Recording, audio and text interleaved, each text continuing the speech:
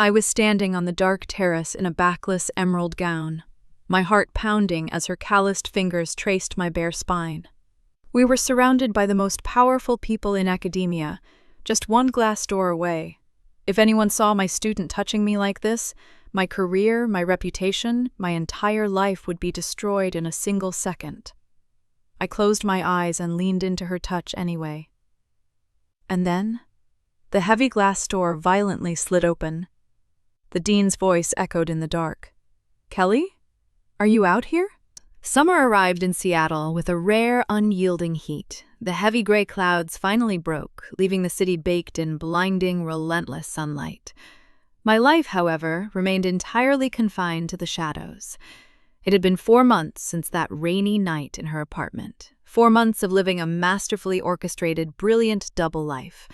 On the university campus, I was still Professor Kelly Vance. I was the untouchable, meticulous ice queen of the literature department. I walked the manicure with my spine straight and my gaze strictly forward. I wore my tailored suits like impenetrable armor. But the moment I drove 3 miles off campus and parked my car in the gritty industrial district, the armor shattered. I spent almost every night at Alison's warehouse apartment. My expensive silk blouses now hung next to her worn leather jackets in the small, chaotic closet. My classical literature books were stacked haphazardly next to her charcoal sketch pads. I had willingly surrendered the pristine, lonely control of my own home. I traded it for the messy, intoxicating, cedar-scented gravity of hers. It was a Friday evening, and the air inside my car was stiflingly warm. I was driving back from an excruciatingly long mandatory faculty dinner at the dean's private residence. My hands gripped the leather steering wheel tightly. My knuckles were completely white. I was exhausted, but the adrenaline in my veins was running dangerously high. Tonight, Dean Harrison had officially announced my nomination for the position of department chair. It was the pinnacle of academic achievement for someone my age. It was a position of absolute authority, immense prestige, and unparalleled public visibility. It was also a massive, terrifying spotlight aimed directly at my carefully hidden life. "You are the perfect candidate, Kelly," the dean had told me over a glass of vintage Bordeaux. "You are flawless, completely transparent, and entirely dedicated to the institution." I had smiled politely, thanked him for his profound trust, and swallowed the bitter taste of my own hypocrisy. If he only knew what his flawless candidate did the moment she left the faculty parking lot. If he knew whose bed I slept in, my career would be violently, publicly terminated by Monday morning. I parked my sedan across the street from the familiar, graffitied brick building. I turned off the engine and let out a long, ragged breath.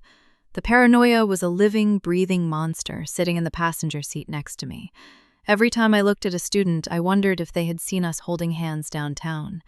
Every time a colleague asked about my weekend, I carefully constructed a watertight, boring lie. The pressure of maintaining the secret was slowly crushing my ribs. I grabbed my purse, stepped out into the warm summer night, and locked the car. I walked quickly toward the heavy metal security door, desperate for the sanctuary of the 4th floor. I bypassed the buzzer entirely now. I had my own brass key. I climbed the steep concrete stairs, the familiar scent of oil paint and old wood instantly calming my racing heart. I unlocked door 4 bites and pushed it open. The apartment was dimly lit, bathed in the soft, warm glow of a few scattered floor lamps. The large industrial windows were open, letting in the faint, distant hum of city traffic. Alison was sitting on the edge of the battered leather sofa. She was wearing a faded black tank top and loose cotton shorts. She was hunched over a large sketch pad, a piece of dark charcoal moving rapidly across the rough paper. She looked entirely relaxed, completely rooted in her own quiet power. She stopped drawing the exact second the door clicked shut. She looked up, her stormy gray eyes finding mine instantly across the room. The heavy, possessive energy that radiated from her hit me like a physical wave. It instantly drowned out the voice of the dean, the academic politics, and the crushing paranoia. "You're late," she said. Her low, raspy voice was not a reprimand.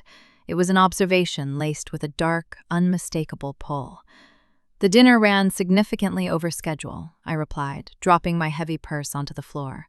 I kicked off my uncomfortable high heels, relishing the feeling of the soft rug under my bare feet. I unbuttoned the tailored jacket of my navy suit and tossed it carelessly over the back of a chair. "Faculty politics?" she asked, setting her sketchpad carefully on the coffee table. "Endless, agonizing faculty politics," I confirmed, letting out a heavy, tired sigh. I walked slowly toward her. My professional mask was already melting away, completely dissolving in the heave of her gaze.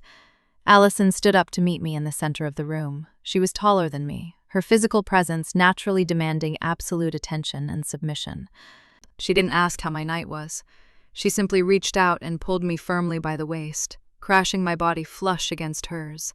I gasped softly, my hands instinctively flying up to grip her broad, bare shoulders.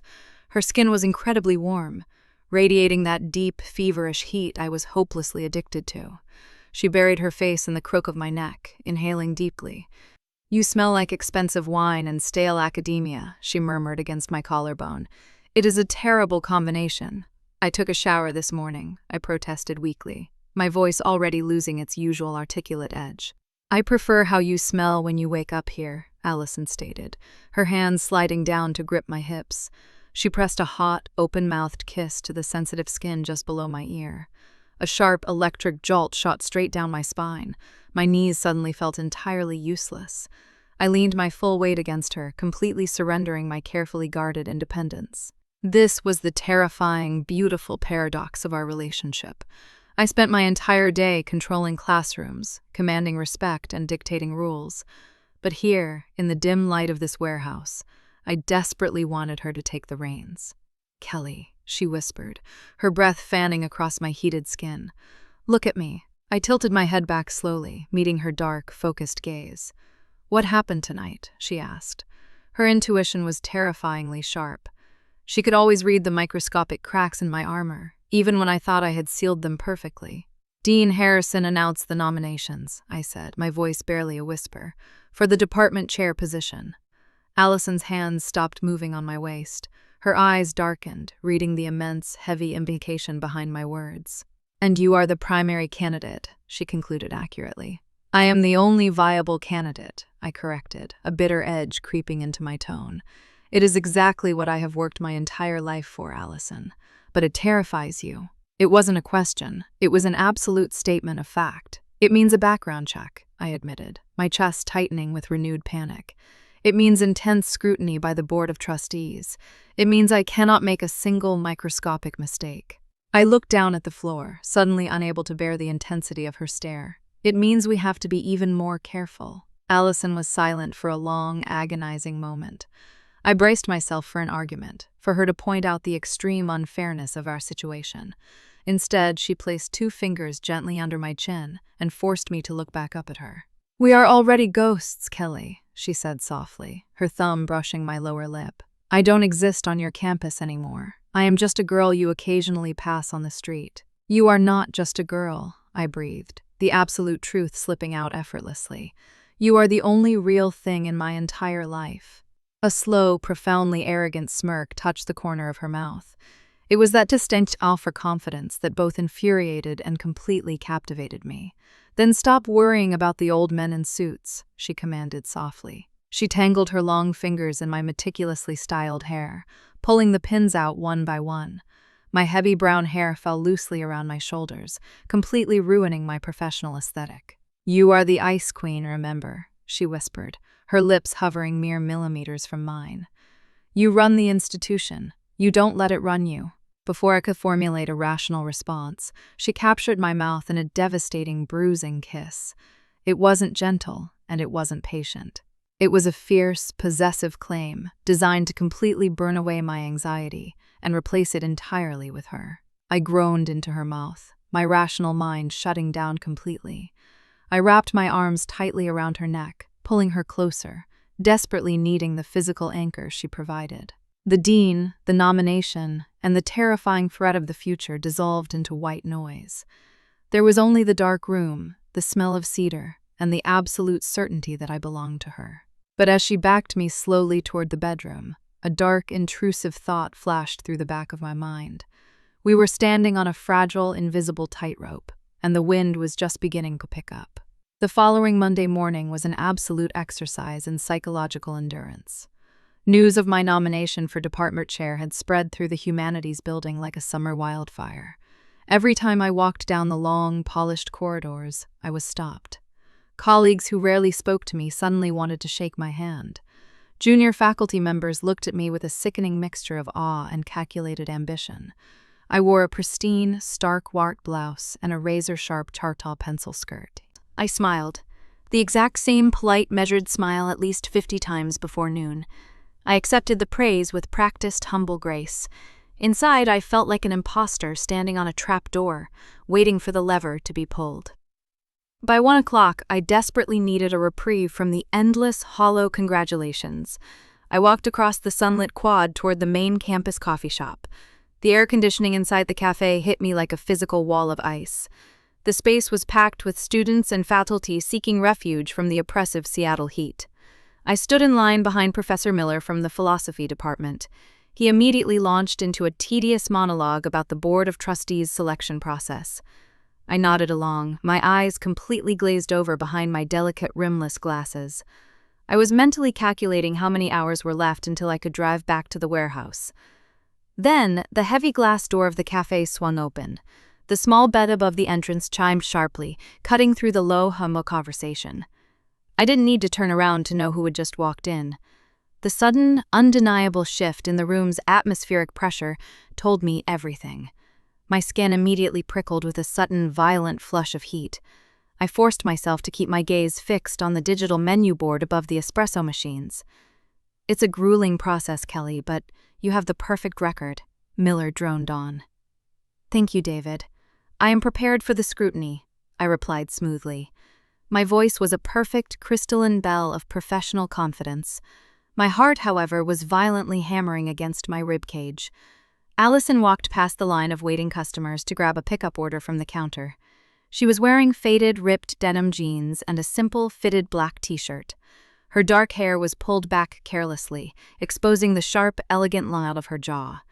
She moved with that slow, rolling, predatory grace that always made my breath hitch. She didn't look at me as she passed. She played the role of the oblivious, indifferent undergraduate to absolute perfection. But as she reached the counter, she turned slightly, resting her elbow on the high countertop. She picked up her iced coffee. And then, very slowly, her stormy gray eyes drifted across the crowded room and locked onto mine. She didn't smile. She didn't wave. She simply held my gaze with a dark, unblinking intensity that completely commanded my soul. It was an invisible, incredible tether connecting us across the noisy room. While Professor Miller continued to speak to my physical body, Alison was mentally stripping me bare. She was reminding me in the middle of 100 people exactly who I belonged to. It was a display of pure territorial alpha dominance executed in absolute terrifying silence. I gripped the strap of my leather purse so tightly my fingernails dug painfully into my palm. I had to break the eye contact. I had to look away before my knees physically gave out under the weight of her stare. I forced my eyes back to the menu board, swallowing hard against the sudden dryness in my throat. When I finally risked another glance toward the counter, she was gone. Only the faint, lingering phantom scent of cedar and rain remained in the sterile air conditioning. I ordered my black coffee, my hands shaking so badly I almost dropped my credit card. I practically fled the cafe, leaving Professor Miller mid-sentence. I needed the absolute isolation of my private office. I walked briskly back to the humanities building, keeping my head down. I unlocked my office door, stepped inside, and threw the deadbolt locked. I leaned back against the heavy oak wood, closing my eyes and letting out a ragged, desperate breath.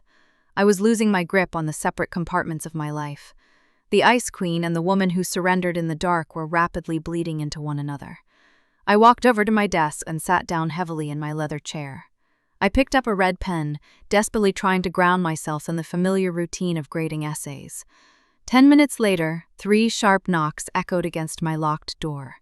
I flinched violently, dropping the red pen onto the polished desk. "Kelly, are you in there?" It was the voice of Professor Mark Davis from the history department. I took a deep, steadying breath and quickly smoothed down my pristine white blouse. I walked to the door and unlocked it, pulling it open to reveal his smiling, bearded face. "Mark," I said, my voice completely flat and perfectly professional. What can I do for you? I heard the spectacular news about the chair nomination, he said, stepping casually into my office. I just wanted to offer my personal congratulations. You absolutely deserve it. Thank you, Mark. It is a profound honor, I replied, gesturing for him to take the guest chair. He sat down, crossing one leg comfortably over the other. The board is going to love you. You run the tightest ship in the entire faculty. Efficiency is the foundation of academic success, I recited, defaulting to my standard robotic platitudes. Mark chuckled, a warm, easy sound. It certainly is. Speaking of strict academics, I wanted to ask you about a student. Every single muscle in my body instantly froze solid. The air in the office suddenly felt incredibly thin and painfully cold. A student? I asked, keeping my facial expression entirely blank and unreadable. Yes, Alison Hayes, Mark said casually. Hearing her name spoken out loud in my office felt like a violent physical blow to my stomach. I carefully folded my hands on top of my desk to hide their sudden, violent trembling. Miss Hayes, I repeated slowly. What about her? He's currently enrolled in my advanced European history seminar, Mark explained. She is exceptionally bright, truly a brilliant analytical mind. I am glad to hear she is performing well, I stated mechanically. Mark leaned forward slightly, resting his elbows on his knees. His expression shifted from casual to mildly curious. The thing is, Kelly, her academic advisor mentioned she abruptly dropped your modernism class last semester. The silence that followed his words was completely deafening. It stretched out, thick and suffocating, wrapping around my throat like a heavy rope. She dropped it right before the midterm exams, Mark continued, his eyes watching me closely. It just seemed highly unusual. She was on track for a perfect score, wasn't she? My mind raced frantically, desperately searching for a logical, watertight academic lie. If Mark Davis, a man famously oblivious to campus gossip, had noticed this discrepancy, who else had? Was the Board of Trustees already looking into my roster history? Miss Hayes is indeed an intelligent student, I finally said, my voice dripping with icy detachment. However, she struggled significantly with the rigid structural requirements of my syllabus. I looked Mark directly in the eye, channeling every ounce of the untouchable ice queen I possessed. She found my teaching methods overly restrictive. We had a brief discussion during office hours. I paused, letting the coldness of my tone settle heavily in the room. We mutually agreed that her particular learning style was better suited to a different academic environment. Mark raised his eyebrows, seemingly satisfied with the brutally cold professional explanation. Ah, I see. The classic clash between a free spirit and Professor Vance's famous discipline. He laughed, completely unaware that his words were tearing me apart from the inside. Well, your loss is certainly my gain in the history department. She is a fascinating girl. Fascinating, I echoed hollowly. Anyway, I won't keep you from your work, Kelly. Congratulations again on the nomination. Mark stood up, gave me a friendly wave, and walked out of my office, closing the door behind him. I sat perfectly still behind my large oak desk for a very long time. The red pen lay completely forgotten on the stack of ungraded papers. I was suffocating. I had just expertly lied to a respected colleague to protect a highly unethical, forbidden relationship. Alison had dropped my class to save my reputation, but her absence was now drawing the exact suspicion we had tried to avoid. The higher I climbed the academic ladder, the brighter the spotlight became, and there was nowhere left to hide in the dark. The silence in my office was entirely deafening. I felt like the heavy plaster walls were actively shrinking, pressing the oxygen out of the room. Mark Davis's casual, observant questions echoed relentlessly in my mind. I was a massive, hypocritical fraud, sitting behind a polished oak desk. I opened my laptop with severely shaking fingers to check my afternoon schedule. A curriculum committee meeting at 3 o'clock. A senior thesis review at 4. I stared at the glowing digital calendar, my vision blurring completely with unshed tears of panic. I simply couldn't do it. For the first time in my entire 8-year tenure, the flawless Professor Vance broke protocol. I sent a brief clinical email to my department assistant, citing a sudden, severe migraine. I packed my leather briefcase with frantic, uncoordinated hands. I practically fled the humanities building like a desperate criminal escaping a very messy crime scene. The drive to the industrial warehouse district was a terrifying blur of catastrophic thoughts. I saw the Board of Trustees aggressively auditing my emails. I saw my prestigious reputation dragged through the mud of cheap campus gossip blogs. I saw the devastating disappointment in Dean Harrison's eyes. I parked my car haphazardly on the sun-baked asphalt and ran toward the heavy security door. I didn't care if anyone in the gritty neighborhood saw the elegant professor sprinting in her charcoal pencil skirt. I needed the absolute safety of her shadows. I unlocked door 4 bites and pushed it open with far too much force. The heavy wooden door slammed harshly against the brick wall.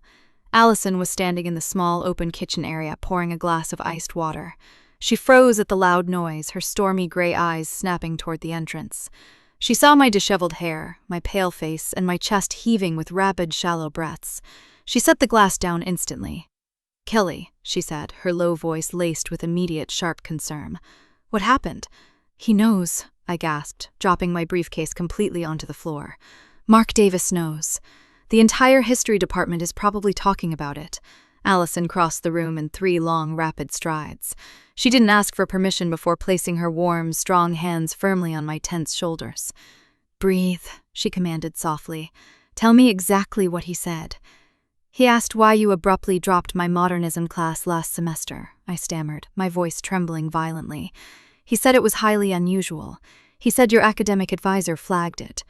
I pulled away from her grounding touch, beginning to pace frantically across the faded Persian rug. "It's the nomination, Alison. The spotlight is far too bright right now. They are going to look into my history. They are going to look into your records.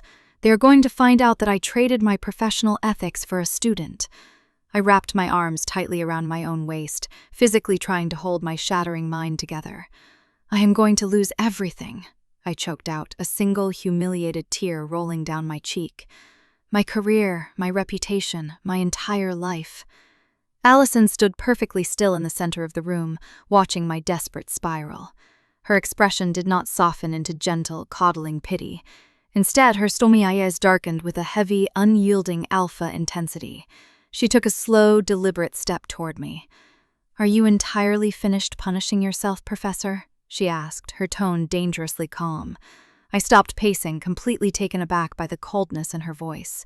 "I am facing total professional ruin," I fired back, my fear quickly morphing into defensive anger.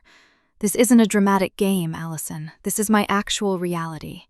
Alison closed the remaining distance between us in a flash of terrifying, predatory speed. She grabbed both of my wrists, pinning them firmly but carefully against my sides. The physical shock of her sudden, dominant movement knocked the breath right out of my lungs. She backed me up until my shoulders hit the cool, exposed brick wall of the living room. "I know exactly what is at stake," she growled softly, her face hovering inches from mine. "But I will not stand here and let you reduce what we have to a breach of professional ethics." Her grip on my wrists tightened slightly, a stark reminder of the immense physical power she usually kept hidden. "You are not a victim of circumstance, Kelly. You are a brilliant, grown woman. You made a choice in that blackout hallway. You chose to step over the line." Her warm breath fanned across my tear-stained cheek, completely intoxicating and entirely grounding. "And you chose me." I stared into her dark, furious eyes, absolutely mesmerized by the sheer magnitude of her conviction. She wasn't letting me hide behind my academic titles or my societal fears anymore. She was forcing me to leap directly into the terrifying, beautiful abyss of my own desires. "It is just so hard," I whispered, my defensive anger crumbling instantly into raw, desperate vulnerability. "I am so incredibly tired of lying to everyone." Alison's rigid posture finally softened. She released my wrists, moving her hands up to cup my face with exquisite, agonizing tenderness. Her thumbs gently wiped away the wet tears tracing my cheekbones. "I know it is hard, my beautiful ice queen," she murmured, her voice dropping to a rough, soothing rasp. "But you are the strongest person I have ever met." She leaned in and pressed her forehead against mine, forcing me to share her steady, even breathing. "Mark Davis is just making academic small talk. He doesn't know anything real. The Board of Trustees is looking for financial fraud, not your deeply repressed romantic life." She kissed the corner of her trembling mouth, a soft, reassuring brush of heat. "You are going to walk into that university tomorrow, and you are going to own that campus. Because no one else is smart enough or disciplined enough to run that department." I closed my eyes, letting her words sink deep into my panicked, exhausted brain. The heavy, suffocating weight on my chest began to slowly dissipate, replaced by the familiar burning pull of her proximity. I reached up and buried my trembling fingers in her dark, messy hair. I pulled her mouth down to mine, needing the physical proof of her grounding anchor.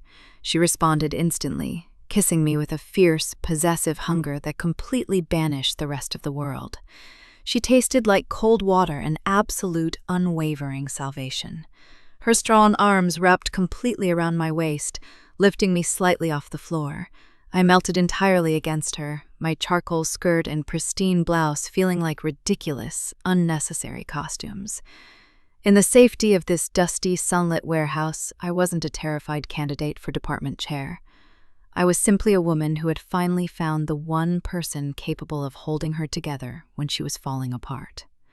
But even as she carried me toward the bedroom, entirely consuming my senses, the dark shadow remained. She could protect me from my own internal panic, but neither of us could stop the external wheels of the university administration that were already beginning to turn. The morning sun hit the exposed brick of the apartment. I woke up feeling completely and fundamentally reassembled. Alison was already awake, gently tracing the sharp line of my jaw with a warm, calloused thumb. "Go win your throne," she whispered, kissing my forehead before I left the safety of her bed. I drove back to my own apartment to prepare for the monumental day ahead. I put on my sharpest, most intimidating dark gray tailored suit. I pulled my hair back into a flawlessly tight, severe chignon. When I walked into the university boardroom at exactly 10 o'clock, I was not a terrified woman hiding a massive secret. I was Professor Kelly Vance, the absolute, undisputed master of my academic domain. The preliminary interview with the Board of Trustees lasted for 2 incredibly agonizing hours. They aggressively probed my academic record, my publication history, and my long-term vision for the humanities department. I answered every single question with cold, calculated, brilliant precision. Dean Harrison beamed with visible, undeniable pride from his seat at the corner of the long mahogany table. "Stellar work, Kelly," the head of the board said, shaking my hand firmly as the grueling meeting concluded. "We will see you at the fundraising gala tonight, where the real networking begins." I smiled politely, acknowledging the mandatory, exhausting social obligation that came with the power I sought. The gala was being held at the Seattle Museum of Modern Art downtown. It was a high-stakes, opulent event designed to extract maximum donations from wealthy university alumni. By 7 o'clock that evening, I was standing under the brilliant cascading crystal chandeliers of the museum's main atrium. I wore a floor-length, backless emerald green evening gown. It was elegant, incredibly striking, and completely out of character for my usual conservative academic wardrobe. I held a slender flute of expensive champagne, making tedious, calculated small talk with a retired shipping magnate. The massive room was a sea of expensive black tuxedos, glittering diamonds, and hollow, practiced laughter. I was fundamentally bored, desperately wishing I was back in a dimly lit warehouse, smelling of cedar and rain. Then a sudden, blinding flash of bright white light caught the corner of my eye. I turned my head slightly, scanning the crowded, noisy room. My heart completely stopped beating in my chest. Alison was standing near the grand marble staircase, holding a professional DSLR camera. She was wearing a sharp, tailored black blazer over a crisp, unbuttoned black shirt. She looked devastatingly handsome, radiating that dark, undeniable alpha gravity even from 50 feet away. She was working as a freelance event photographer for the evening. I had vaguely known she occasionally took photography gigs to pay her rent, but I never expected her to be here. My stomach performed a violent, sickening drop as sheer panic flared instantly in my veins. What if someone from the university recognized her as a former student? What if the raw, terrifying chemistry between us was suddenly captured on a high-resolution lens for everyone to see? Alison lowered her heavy camera slowly, her stormy gray eyes scanning the glittering, wealthy crowd. It only took her exactly 3 seconds to find me. When her gaze locked onto my emerald dress, I saw her physically stiffen. Her eyes darkened immediately, a fierce, primal flash of pure possessiveness entirely replacing her professional neutrality. She didn't look away, and she absolutely didn't try to hide her intense reaction. She stared at the exposed, bare skin of my back with a hunger so intense it felt like a physical, burning brand. I swallowed hard, my throat suddenly entirely dry and tight. "Is something wrong, Professor Vance?" the shipping magnate asked, noticing my sudden, rigid distraction. "Not at all, Mr. Sterling," I lied smoothly, forcing my attention back to his wrinkled face. "I am just admiring the incredible modern architecture of this atrium." I spent the next hour trapped in a terrifying, completely silent game of cat and mouse. Alison moved seamlessly and confidently through the elite crowd, snapping photos of wealthy donors and smiling deans. But her camera lens always seemed to naturally, inevitably, drift back toward my direction. Every single time I looked up, the dark glass of her lens was pointed directly at me. She was capturing my polite public smiles, my elegant posture, and my carefully constructed Ice Queen mask. But behind the mechanical lens, I knew exactly what she was really looking at. She was looking at the vulnerable woman who had completely surrendered in her bed just 12 hours ago.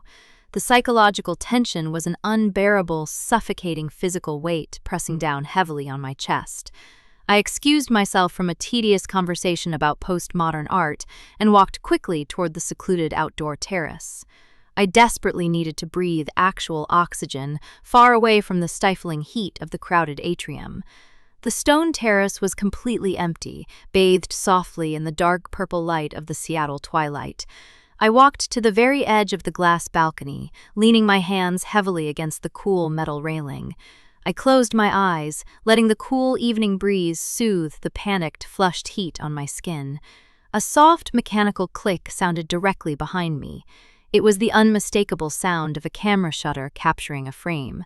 I gasped loudly and spun around quickly, my emerald silk dress flaring dramatically around my legs. Alison was standing in the deep shadows near the heavy glass terrace doors. She slowly lowered the camera, a dark, extremely dangerous smirk playing on her beautiful lips. "You look completely terrified again, Kelly," she noted, her low, raspy voice echoing in the quiet night air.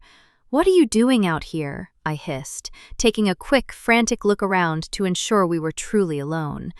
"I was hired to photograph the most elite members of this university," she replied casually, unbothered by my panic. She took a slow, deliberate step out of the shadows and into the purple twilight. "And you are the most exquisite, captivating subject in this entire building." "This is incredibly reckless, Alison," I warned, my voice shaking with a potent, terrifying mix of fear and desire. "If Dean Harrison or any board member sees you out here talking to me alone—" "They won't," she interrupted smoothly, taking another slow, predatory step closer to me.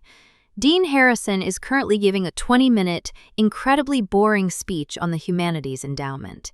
She stopped just 3 feet away, close enough for me to physically feel the familiar, burning heat radiating from her body. "That green dress," she murmured, her stormy eyes dropping slowly to the plunging neckline of my gown. "It is going to drive me completely out of my rational mind." My breath hitched painfully in my throat, my pulse suddenly drumming a frantic beat in my ears. The untouchable Professor Vance was rapidly dissolving, completely melting under the intense heat of her alpha gaze. I wanted to tell her to leave immediately, to go back inside and do her professional job. Instead, I took a tiny, imperceptible step toward her, drawn entirely by an invisible, irresistible magnetic force. The danger of discovery was absolute, but the gravity of her presence was utterly undeniable. The cool Seattle night breeze offered absolutely no relief from the suffocating heat between us. Alison took another step forward, entirely closing the dangerous physical gap. We were standing in the deep shadows of a massive stone pillar, safely hidden from the glass doors. Below us, the city lights blurred into a beautiful, glowing ocean of electric gold. She reached out with her free hand, lightly tracing the exposed curve of my bare spine. I gasped sharply, my hands gripping the cool metal of the balcony railing for desperate support. Her calloused fingertips slid smoothly over the emerald silk, creating a perfect, agonizing contrast of textures. "You belong in a museum, Professor," she whispered, her voice a dark, velvet rasp against my ear. "A priceless, exquisite piece of art that absolutely no one else is allowed to touch." Her words were incredibly arrogant, laced with that distinct, territorial alpha possessiveness I craved. I should have reprimanded her immediately for the sheer audacity of her claim. I should have reminded her of the devastating consequences hanging directly over our heads. Instead, I leaned back slightly, pressing my heated skin into the firm wall of her chest. "Someone could walk out here at any second," I breathed, my eyes fluttering shut involuntarily. "Let them!" Alison replied fiercely, pressing a hot, open-mouthed kiss to my bare shoulder. A violent shiver ripped entirely through my body, completely destroying my rational composure. The thrill of the immense, looming danger was mixing lethally with my desperate physical need for her. I turned my head, my lips parting instinctively as I sought her mouth in the dark. I was entirely ready to surrender my career for just one taste of her in the open night air. Suddenly, the heavy sound of a glass door sliding open completely shattered the intimate silence. "Kelly, are you out here?" It was the booming, unmistakable voice of Dean Harrison echoing loudly across the stone terrace. Pure, freezing terror instantly injected itself straight into my veins. I practically jumped away from Alison, my heart slamming against my ribs with brutal, painful force. I frantically smoothed the front of my silk gown, desperately trying to steady my ragged breathing. Alison did not panic at all. She moved with terrifying, fluid speed, taking 2 large steps back into the designated event space. She raised her heavy DSLR camera to her eye just as the dean rounded the stone pillar. A bright, blinding flash illuminated the terrace, freezing my terrified expression in a sudden burst of white light. "Perfect shot, Professor Vance," Alison said loudly, her voice entirely flat and perfectly professional. She lowered the camera, offering me a polite, deferential nod, suitable for a hired university vendor. "The lighting out here is highly dramatic for the alumni promotional brochure." Dean Harrison walked up to us, holding a fresh glass of expensive bourbon. He looked entirely oblivious to the fact that he had just interrupted a catastrophic academic scandal. "Ah, there you are, Kelly," he said cheerfully, gesturing toward Alison with his crystal glass. "I see the marketing team sent their best photographer to capture our star candidate tonight." "Yes," I managed to say, my voice sounding incredibly thin and painfully hollow. "She was just taking a few candid portraits for the university's historical archives." I absolutely refused to look at Alison. I knew that if I met those stormy gray eyes, I would immediately break down and shatter completely. "Well, don't let me interrupt the creative process," Harrison laughed, patting my shoulder heavily. "But we desperately need you back inside, Kelly. The board wants to introduce you to the major science donors." "Of course, Dean Harrison," I replied, my ice cream mask sliding back into place with sickening ease. "I am entirely ready to return to the atrium." I gave the dean a polite, measured smile that conveyed absolute, unwavering confidence. I turned to walk back toward the bright, noisy reality of the fundraising gala. As I brushed past Alison, I felt the phantom heat of her body pulling desperately at mine. "Thank you for your time, miss," I said formally, playing the agonizing charade to its bitter, necessary end. "It was my absolute pleasure, Professor," Alison replied smoothly. Her words were strictly polite, but the dark, possessive promise vibrating beneath them was unmistakable. I walked back inside, plunging headfirst into the suffocating crowd of diamonds and dark tuxedos. The air conditioning of the museum immediately chilled the sweat on the back of my neck. I spent the next 3 hours shaking hands, discussing endowments, and aggressively securing my golden academic future. I recited budget proposals and farcical theories with clinical, flawless perfection. Every wealthy donor I spoke to looked at me with immense respect and absolute admiration. I was the perfect, unblemished candidate for the department chair, but my peripheral vision was constantly, obsessively tracking the freelance photographer circling the room. Every time a flash went off in the distance, my pulse jumped erratically. I watched her interact politely with oblivious professors, her alpha presence perfectly concealed behind a polite smile. She was a highly dangerous predator flawlessly navigating a room full of unsuspecting prey. And she belonged entirely to me. The profound, horrifying realization settled heavily in the very center of my chest. The prestigious title, the immense institutional power, and the pristine academic reputation no longer fulfilled me. They felt like hollow, meaningless trophies sitting on a dusty shelf. The only thing that made my blood genuinely race was the dangerous, forbidden girl waiting in the shadows. I was actively, willingly, risking everything I had ever spent my life building.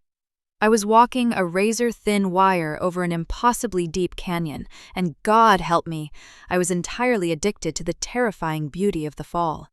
The fundraising gala finally concluded just past midnight. I felt like a completely hollow shell of a human being. My jaw literally ached from hours of forcing polite, enthusiastic smiles for wealthy strangers. I walked out of the museum's grand glass doors and into the cool, forgiving Seattle night. I did not drive back to my own perfectly organized, sterile apartment. I drove my sedan straight toward the gritty, graffitied industrial warehouse district. The streets were mostly empty, bathed in the sickly yellow glow of sparse streetlights. My expensive emerald silk dress felt impossibly heavy against my exhausted skin. I parked my car and climbed the 4 flights of concrete stairs in complete, desperate silence. When I finally unlocked her 4 bites, the apartment was completely dark except for a single floor lamp. Alison was sitting on the floor, leaning heavily against the battered leather sofa. She had completely discarded her sharp black blazer and formal tie. Her crisp white shirt was unbuttoned halfway down her chest, revealing the faint, sharp shadow of her collarbones. She held a short crystal glass of dark amber whiskey loosely in her right hand. She didn't get up or say a word when I walked into the room. She just watched my every movement with those intense, stormy gray eyes. "You survived the Shark Tank, Professor," she observed quietly, her raspy voice breaking the heavy silence. "Barely," I replied, dropping my beaded evening bag carelessly onto the wooden coffee table. "They absolutely loved you tonight. They loved the flawless academic version of me I strategically allowed them to see," I corrected her. I walked slowly across the faded Persian rug and sank down onto the floor right next to her. I didn't care for a single second that my expensive silk gown was pooling in the dust. I just needed to be as close to her physical gravity as humanly possible. I reached up and pulled the sharp metal pins out of my severe chignon one by one. I let my heavy brown hair fall freely around my bare shoulders in a chaotic, messy wave. Alison reached out instantly and gently tucked a loose lock behind my ear. Her calloused fingers lingered warmly against my freezing jawline. "You were incredibly, dangerously reckless on the terrace tonight," I whispered, looking down at my hands. "I know I was," she admitted, her voice entirely rough and completely unapologetic. "Dean Harrison could have ruined both of our lives with a single panicked phone call to the board." "I would absolutely never let them ruin you, Kelly," she stated fiercely, her grip on my jaw tightening slightly. "If he had seen anything, I would have taken the entire blame and completely disappeared from this city." Her calm, resolute words hit me with the devastating, crushing force of a physical blow. She wasn't just playing a dangerous, thrilling game of seduction with her professor anymore. She was entirely prepared to sacrifice her own future just to protect my fragile, hypocritical empire. "Don't you ever say that," I choked out, my eyes suddenly filling with sharp, stinging tears. "Don't you ever talk about disappearing from my life." I turned my body fully toward her, completely abandoning any remaining shred of my Ice Queen pride. I placed both of my trembling hands firmly against her warm chest, right over her steady, beating heart. I stood in that massive room tonight, surrounded by the most powerful people in academia. I had exactly what I have worked for my entire adult life sitting perfectly in the palm of my hand. I looked directly into her dark, mesmerizing eyes, letting her see my absolute, terrifying truth. And all I could think about was the fact that none of it mattered if I couldn't have you. Alison's breath hitched audibly in the quiet, dim room. My raw, unguarded confession completely stripped away her carefully maintained, dominant alpha composure. She carefully set her whiskey glass down on the floor, the ice clinking softly against the crystal. She wrapped both of her strong arms completely around my waist and pulled me directly into her lap. I straddled her legs instantly, burying my face deeply into the warm, cedar-scented crook of her neck. She held me with a crushing, desperate grip, burying her own face in my messy hair. "You are going to be the department chair, Kelly," she murmured fiercely against my heated skin. "You are going to take that prestigious position, and you are going to brilliantly change that entire university." "I don't know if I have the strength to carry the weight of this double life anymore," I confessed, my voice breaking. "You don't ever have to carry it alone," she promised, her hands rubbing soothing, firm circles on my bare back. "I will gladly be the dark shadow you step into whenever the stage lights become too bright." She kissed the side of my neck, a slow, branding touch that completely and utterly anchored my soul. "I will be exactly whatever you need me to be whenever you need me to be it." The sheer, undeniable magnitude of her absolute devotion was profoundly overwhelming. I had spent my entire life seeking safety in rigid academic rules, strict syllabi, and impenetrable emotional boundaries. But true, genuine safety wasn't actually found in a faculty handbook or a prestigious university title. It was found right here, securely in the strong arms of a 21-year-old girl with stormy eyes. I leaned back slightly, cupping her incredibly handsome face in both of my hands. "I need you to kiss me," I whispered, the very last remnants of my lifelong discipline washing away completely. "I need you to make me forget every single terrifying thing outside of this room." Alison didn't hesitate for a fraction of a second. She captured my lips with a slow, agonizingly tender reverence that completely stole the breath from my lungs. It wasn't the frantic, desperate collision of that dark campus hallway months ago. It was a deep, soulful surrender, a silent, unbreakable vow forged in the quiet darkness of the night. She tasted exactly like aged whiskey, fierce loyalty, and absolute, beautiful inevitability. I melt entirely against her, the straps of my emerald dress slipping completely off my bare shoulders. The untouchable Ice Queen was permanently dead, entirely replaced by a woman fiercely and unapologetically in love. We stayed tangled together on the floor for hours, entirely lost in silk, shadows, and each other's warmth. The immediate storm of the gala had finally passed, but a much more dangerous administrative storm was quietly brewing on the horizon of my career. We simply refused to look at the dark clouds gathering in the distance. The illusion of safety lasted exactly 14 days. It was a completely ordinary Tuesday morning in the middle of July. I was sitting in my office, reviewing a stack of graduate thesis proposals. My university email notification chimed with a sharp, high-pitched sound. It was a calendar invite from Dean Harrison, marked with high priority. The subject line simply read, "Urgent administrative matter." A cold, heavy rock dropped instantly into the very bottom of my stomach. I did not panic immediately. I meticulously saved my documents, closed my laptop, and stood up from my desk. I smoothed the front of my tailored black blazer, ensuring not a single thread was out of place. I walked out of my office and headed straight toward the administrative wing of the building. The walk felt like a slow, agonizing march toward a waiting executioner. I knocked twice on the heavy mahogany door of the dean's private suite. "Come in, Kelly," Harrison's voice called out. It completely lacked its usual warm, jovial tone. I pushed the door open and stepped inside the expansive, sunlit office. Dean Harrison was not alone. Sitting in the leather guest chair was Dr. Eris Thorne, the uncompromising head of the University Ethics Committee.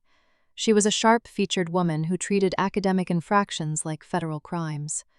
"Please have a seat, Professor Vance," Dr. Thorne said, gesturing to the empty chair beside her. I sat down slowly, keeping my posture rigidly straight and perfectly controlled. I crossed my legs and rested my hands loosely in my lap. "What is the nature of this urgent meeting, Dean Harrison?" I asked. My voice was a flawless sheet of unbreakable Arctic ice. Harrison sighed heavily, leaning forward and resting his elbows on his large desk. "Kelly, the Board of Trustees received an anonymous email late last night," he began, looking deeply uncomfortable. He slid a printed piece of paper across the polished wood toward me. "It concerns your nomination and your general conduct within the Humanities Department." I did not reach for the paper immediately. I looked down at the stark black text printed on the white page. It was a short, incredibly malicious message sent from a secure, untraceable server. It claimed that Professor Vance displayed highly inappropriate favoritism and a disturbing personal interest in a specific undergraduate. The email explicitly named Addison Hayes. It noted her abrupt, completely unexplained withdrawal from my modernism course just before midterms. My heart slammed violently against my ribcage, a frantic, trapped bird seeking an exit. But externally, I did not flinch, blink, or break eye contact with Dr. Thorne. The Ice Queen mask was entirely fused to my face. "This is anonymous, completely unsubstantiated slander," I stated flatly, pushing the paper back across the desk. "It is a highly specific accusation, Professor Vance," Dr. Thorne countered sharply. Miss Hayes was a top-tier student in your course. Her sudden departure is indeed a matter of academic record. Students drop courses for a multitude of personal and administrative reasons every single day, I replied. My tone was entirely bored, perfectly masking the sheer terror coursing through my veins. Miss Hayes found my syllabus overly restrictive and my teaching methods incompatible with her style. I looked directly at Dean Harrison. I run a highly demanding classroom, Dean. You have always praised me for my strict standards. I fail students who do not meet those standards, and I discipline those who lack focus. I leaned back slightly in my chair, projecting an aura of complete, unshakable authority. This email is clearly the petty retaliation of a disgruntled student who recently received a poor grade. To entertain this absurd gossip is frankly an insult to my 8 years of flawless service to this institution. Silence fell heavily over the dean's office. Dr. Thorne narrowed her eyes, actively searching my face for a single, micro-expression of guilt. She found absolutely nothing. I was an expert at burying my emotions beneath layers of academic concrete. "You must understand our difficult position, Kelly," Dean Harrison finally said, his voice softening slightly. "The board cannot promote a candidate to department chair with an active ethical shadow hanging over them. Even if it is just a baseless rumor, we have to formally investigate." "Investigate whatever you must," I challenged coldly, calling their bluff with terrifying precision. "You will find absolutely nothing but perfectly graded papers and standard office hours. However, until the inquiry is officially closed, your nomination is temporarily suspended," Dr. Thorne stated. The words hit me like a physical, suffocating blow. Everything I had sacrificed my youth and my sanity to build was instantly halted by a single, cowardly email. "I completely understand the necessary protocol," I said, standing up smoothly from the leather chair. "I look forward to your prompt conclusion of this entirely ridiculous matter." I did not wait to be dismissed. I turned around and walked out of the office with my head held incredibly high. I maintained my flawless posture all the way back to the faculty parking lot. I got into my sedan, closed the heavy door, and locked it. Then, the impenetrable Ice Queen completely shattered into a million jagged pieces. My hands shook so violently I could not even put the key into the ignition. A choked, desperate sob tore its way out of my tight throat. We were caught. The invisible tightrope had finally snapped, and I was plummeting into the dark abyss below. I sat in the sweltering heat of the car for 20 minutes before I could safely drive. I bypassed my own apartment completely and drove straight to the industrial warehouse district. I practically ran up the 4 flights of concrete stairs, my vision blurring with panicked tears. I unlocked door 4 bites and stumbled inside. Alison was standing by the large windows, adjusting the lens on her camera. She dropped it instantly onto the sofa the moment she saw my face. "Kelly," she demanded, crossing the room in a terrifyingly fast blur of motion. She caught me as my knees finally buckled under the immense psychological weight. We collapsed onto the faded Persian rug together. She wrapped her strong arms completely around me, pulling me flush against her solid, warm chest.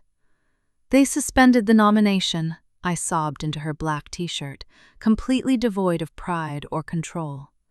"Someone sent an anonymous email to the dean. They explicitly named you Alison." Alison's body went completely, terrifyingly rigid against mine. The comforting warmth radiating from her instantly vanished, replaced by a freezing, lethal alpha fury. She didn't speak immediately. She just held with a crushing, desperate grip while I cried out my exhaustion and profound fear. When my tears finally slowed to quiet, ragged hiccups, she gently pulled back to look at my face.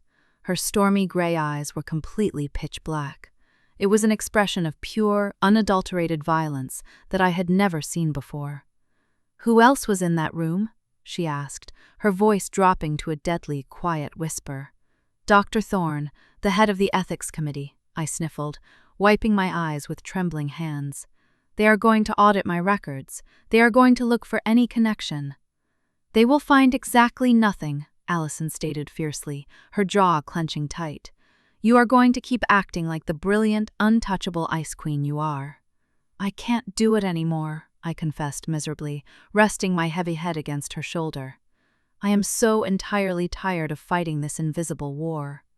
Alison gently stroked the back of my hair, a stark contrast to the dangerous anger vibrating in her chest. "You don't have to fight it alone anymore," she promised quietly. "If they want to drag me into the spotlight, then I will gladly step into it." I pulled back instantly, terrified by the dark, resolute tone of her voice. "What are you talking about? You cannot go near the Humanities Building, Alison." "I am not going to hide in the shadows while they destroy the woman I love," she declared softly. It was the very first time she had explicitly used the word love. The profound, agonizing beauty of that single word completely stopped my heart. "Alison, please," I begged, grabbing her heavy shoulders tightly. "Do not do anything reckless." She leaned forward and pressed a hard, unyielding kiss directly onto my lips. It was a kiss of absolute, terrifying finality. "I am going to fix this, Kelly," she promised, her eyes burning with an unstoppable fire. "I am going to make absolutely sure they never question your integrity ever again." She stood up from the floor, leaving me sitting in the quiet, dim light of the living room. She grabbed her leather jacket and walked out the heavy wooden door without another word. I was left alone in the devastating silence, completely paralyzed by fear. I finally understood that the true danger wasn't just the university administration. It was the terrifying lengths my fiercely protective alpha would go to in order to keep me safe. The night stretched on into a suffocating, endless eternity. I paced the hardwood floors of Alison's apartment until my feet physically ached. I called her cell phone exactly 12 times. Every single call went straight to a cold, automated voicemail. I imagined 100 different, catastrophic scenarios playing out in the dark city streets. I pictured her confronting Dean Harrison at his private home in a fit of alpha rage. I pictured her violently threatening Dr. Thorne, or whoever she suspected of sending the email. I was completely paralyzed by the terrifying unknown. By 6:00 a.m., the pale gray Seattle dawn began to bleed through the industrial windows. I had not slept for a single second.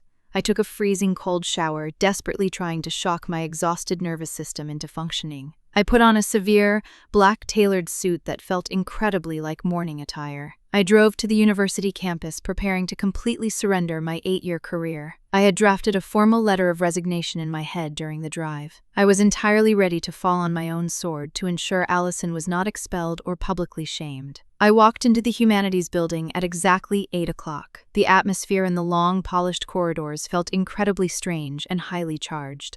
Junior faculty members were grouped together in tight circles, whispering in hushed, urgent tones. They immediately stopped talking and looked away the moment I walked past them. I kept my spine completely rigid, my Ice Queen mask firmly frozen in place. I reached my office, unlocked the door, and dropped my heavy leather briefcase onto the desk. Before I could even sit down, my desk phone rang with a sharp, jarring trill. It was the dean's private secretary. "Professor Vance, Dean Harrison requests your immediate presence in his suite," she said quickly. "I will be right there," I replied, my voice devoid of any human emotion. This was it, the final, devastating blow. I walked the familiar path to the administrative wing, feeling entirely, completely hollowed out. I knocked on the heavy mahogany door and pushed it open without waiting for a response. Dean Harrison was sitting behind his desk, rubbing his temples with a look of profound exhaustion. Dr. Thorne was standing by the window, her usually sharp face pale and severely unsettled. "Kelly," Harrison breathed, standing up immediately as I entered the room. He did not look angry or accusatory. He looked completely and utterly apologetic. "Please, have a seat. We have experienced a highly unprecedented development." I sat down in the leather guest chair, keeping my hands folded tightly in my lap to hide their trembling. "Has the committee concluded its review of the anonymous email?" I asked coldly. "The email is no longer the primary focus of this inquiry," Dr. Thorne said, stepping away from the window. "At 7 o'clock this morning, a student filed a massive formal grievance directly with the ethics board. She paused, looking at me with a strange mixture of awe and deep professional discomfort. The student was Alison Hayes. My heart physically stopped beating for 3 agonizing seconds. Miss Hayes came to my office an hour ago, Dean Harrison continued, his voice heavy with disbelief. She filed a formal complaint of academic harassment and institutional sabotage. Against whom? I managed to ask, my voice barely a whisper. Against Professor David Miller, Harrison stated. The name hit me with the force of a speeding freight train. David Miller, the philosophy professor, my primary rival for the department chair nomination. Alison provided a highly detailed, terrifyingly precise account of Professor Miller's actions over the last semester, Dr. Thorne explained. She claimed that Miller repeatedly approached her in the library, actively intimidating her. She stated that he heavily pressured her to drop your modernism course right before midterms. My mind raced frantically, trying to process the sheer, brilliant magnitude of Alison's lie. Why would Professor Miller do that? I asked, playing my part flawlessly despite my internal shock. To artificially damage your student retention rate, Harrison answered, shaking his head in disgust. Alison claimed Miller told her he needed to knock Professor Vance off her pedestal to secure his own nomination. She said he threatened to ruin her academic standing in the humanities department if she didn't comply. It was a complete, masterful fabrication. It was also the most logical, perfectly structured academic motive in the world. Furthermore, Dr. Thorne interjected, Miss Hayes suggested that Professor Miller was the author of the anonymous email. She pointed out that the email utilized specific, outdated philosophical phrasing unique to Miller's published works. I remembered Miller droning on in the coffee shop about the grueling process of the board.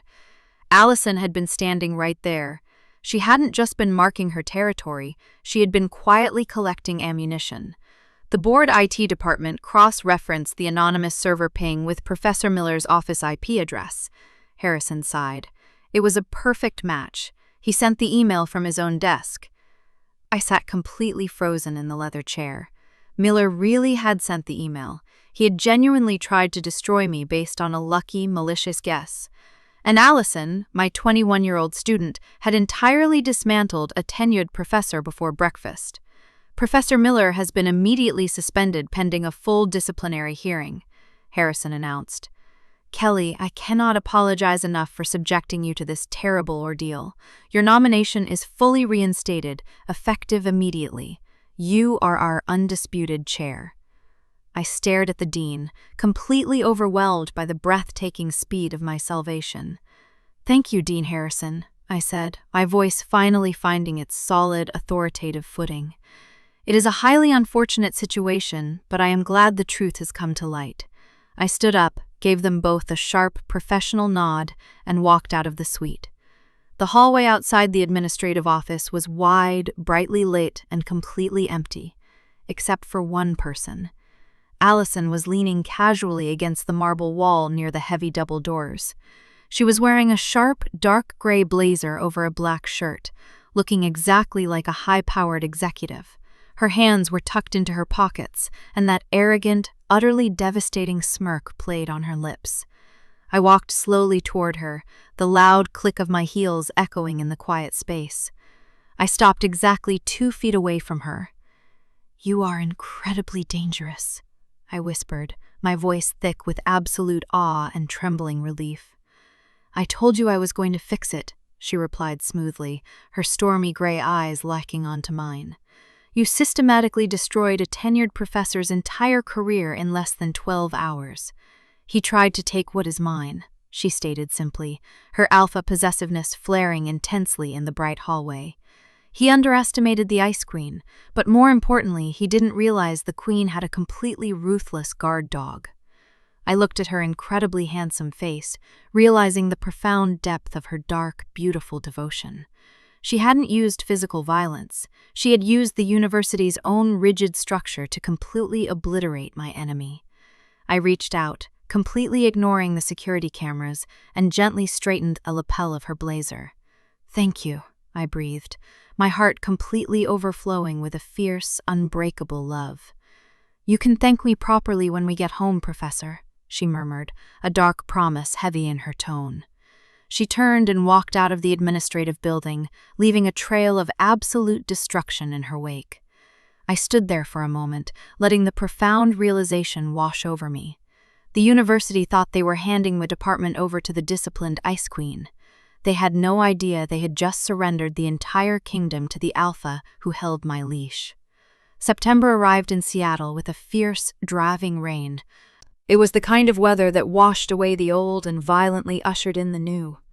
I stood by the floor-to-ceiling windows of my massive new corner office. I was officially the chair of the humanities department. The heavy mahogany desk behind me was completely free of clutter, reflecting my absolute, unshakable control. My name was engraved on the thick brass plaque bolted to the heavy oak door. I had achieved exactly what I had ruthlessly pursued for my entire adult life. I wore a flawless, tailor-made blood-red suit that radiated pure, intimidating authority. When I walked down the corridors now, junior faculty members literally stepped out of my way. Professor Miller was permanently gone, his career completely decimated by a devastating ethics tribunal. The university administration believed I had simply weathered an unfortunate storm with quiet, dignified grace. They had absolutely no idea that I was sleeping with the incredibly dangerous storm that had saved me. I checked my gold wristwatch. It was exactly 7 o'clock in the evening. I turned off the sleek desk lamp and locked my massive office door. I walked through the dim, quiet halls of the academic building with my head held high. I did not feel like an imposter or a fraud anymore. I felt entirely invincible, wrapped in the invisible, heavy protection of my fiercely devoted Alpha. I drove through the wet, slick streets of the city, leaving the prestigious campus far behind. I parked my car in the gritty industrial district, stepping out into the freezing autumn rain. I did not run toward the building today. I walked with slow, deliberate confidence, completely unafraid of the shadows. I unlocked door 4 bites and stepped into the warm, incredibly familiar sanctuary. The apartment smelled overwhelmingly of rich cedar wood, fresh rain, and burning charcoal. Alison was standing by the large drafting table, wiping black dust from her long, calloused fingers. She was wearing a simple white t-shirt and dark jeans, looking completely effortless and devastatingly handsome. She looked up the exact moment I closed the heavy wooden door. Her stormy gray eyes darkened instantly, tracking my every movement as I walked across the room. "Good evening, Madam Chair," she rasped, a slow, incredibly arrogant smirk playing on her lips. "Good evening," I replied, dropping my heavy leather briefcase onto the floor. I did not stop walking until I was standing entirely flush against her chest. I tilted my head back, meeting her intense, predatory gaze with absolute, unwavering submission. During the day, I commanded hundreds of brilliant academics and controlled a massive university budget. But right here, in the dim light of this warehouse, I desperately wanted to be commanded. Alison reached out and gripped the lapels of my expensive, blood-red blazer. She smoothly pushed the heavy fabric off my shoulders, letting it fall carelessly to the dusty floor. "You are carrying too much tension in your shoulders, Kelly," she observed, her voice dropping to a rough whisper. "It is heavy, carrying the weight of an entire academic empire," I murmured, my eyes fluttering shut. "Then take the crown off," she commanded softly. She slid her warm hands around to the back of my neck, unfastening the rigid clasp of my severe hairstyle. My heavy brown hair tumbled down my back, instantly softening the harsh lines of my professional aesthetic. Her calloused thumbs gently massaged the tight, aching muscles at the base of my skull. A long, shuddering sigh of absolute relief escaped my lips. I melted entirely against her, my hands gripping her waist to keep myself from collapsing completely. "I have something for you," Alison said quietly, stepping back just an inch to look at my face. She reached into the front pocket of her dark jeans. She pulled out a delicate, incredibly beautiful silver chain. Hanging from the center of the thin silver was a small, heavy pendant forged from dark, oxidized metal. It was entirely unique, clearly handmade, and radiated a quiet, intense weight. "What is this?" I breathed, completely captivated by the cold, beautiful metal in her palm. "It is a reminder," Alison replied, her stormy eyes locking fiercely onto mine. She stepped behind me, brushing my heavy hair over my right shoulder. I felt the cool, delicate silver chain slip smoothly around my bare neck. She fastened the intricate clasp with steady, deliberate fingers. The small, dark pendant settled perfectly into the hollow of my throat, resting exactly over my beating heart. "A reminder of what?" I asked, my voice trembling slightly from the immense, suffocating intimacy of the moment. Alison wrapped her strong arms securely around my waist from behind. She pulled my back flush against her chest, burying her face in the curve of my neck. "A reminder that no matter how many suits you wear or how many boardrooms you command," she whispered fiercely, "you belong entirely to me." A violent electric shiver completely wrecked my nervous system. It was the ultimate, inescapable mark of her possessive alpha claiming. "It is designed to sit low on your chest," she explained, her hot breath fanning across my heated skin. "It will remain completely hidden beneath your high-collared silk blouses and your sharp blazers. No one in that entire university will ever be able to see it." She pressed a slow, branding kiss to the sensitive pulse point just below my jaw. "But you will feel it resting against your skin every single time you take a breath. You will always know that I am right there, completely wrapped around your heart." Tears of profound, overwhelming emotion pricked sharply at the corners of my eyes. It was the most terrifyingly romantic, deeply possessive thing anyone had ever done for me. I reached up and placed my hand over the dark metal pendant resting on my chest. It felt incredibly heavy, a physical anchor grounding my soul to hers. "I will never take it off," I vowed, my voice a thick, broken whisper of absolute surrender. "I know you won't," Alison replied, turning me slowly around in her arms to face her. She looked at the silver chain contrasting beautifully against my pale skin. The sheer, dark satisfaction in her stormy eyes was utterly devastating. She lowered her head and captured my lips in a slow, agonizingly deep kiss. It was a kiss that completely obliterated the entire outside world. There was no university, no ethics committee, and no societal judgment left in existence. There was only the overwhelming scent of cedar, the crashing rain outside, and the endless, burning heat of her mouth. I tangled my fingers fiercely in her dark hair, pulling her desperately closer. I had spent 32 years drawing rigid, inflexible lines to protect my fragile heart. I had believed that structure and discipline were the only ways to survive a chaotic world. But Alison had not just crossed my lines. She had completely, beautifully burned them to ashes. I was the Ice Queen who had finally found the exact right fire to melt her. And as she lifted me effortlessly into her arms and carried me toward the dark bedroom, I knew the absolute truth. The lines we do not cross are only an illusion, meant to be shattered by the people we cannot live without. The boundaries we build to protect ourselves often become the cages that trap us. Kelly learned that true power isn't a university title. It's surrendering to someone who would gladly burn the world down to keep you safe. If this forbidden romance made your pulse race, hit like and subscribe to Taylor's Secret Library. Which scene hooked you? The terrifying terrace near miss, or Alison claiming her queen with the silver necklace? Let me know in the comments. Stay bold, stay romantic, and see you next chapter.